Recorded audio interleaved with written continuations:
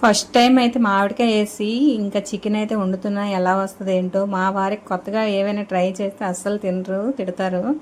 నిజంగా చెప్తున్నా, అస్సలు తినరండి. మా వారికి నేను ఎప్పుడు ఎలా చేస్తాను అలా చేస్తే ఇష్టంగా తింటారు, కానీ ఇలా కొత్తగా ట్రై చేస్తే అస్సలు ఒప్పుకోరు. అందుకని కొంచెం టెన్షన్గా భయంగా చేశాను. చికెన్ అయితే ముందుగా అంటే మొన్న సండే రోజు తెచ్చిన చికెన్ అయితే ఉందండి. ఆ చికెన్ అయితే మ్యాగ్నేట్ చేసి పక్కన పెట్టేసుకున్నాను.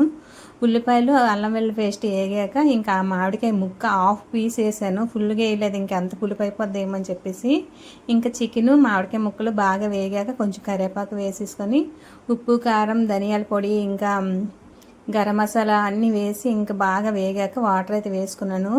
ఇంకా బాగా ఉడికాక ఇంకొంచెం కొత్తిమీర అయితే చల్లుకున్నాను. చూడడానికి అయితే చాలా కలర్ఫుల్గా చాలా బాగుంది. ఇంకా టేస్ట్ విషయానికి వస్తే కొంచెం పులిపోయింది. మళ్ళీ ఎవరికైనా ఈ పులుపు ఎలా తగ్గుతుందో కామెంట్ చేయండి.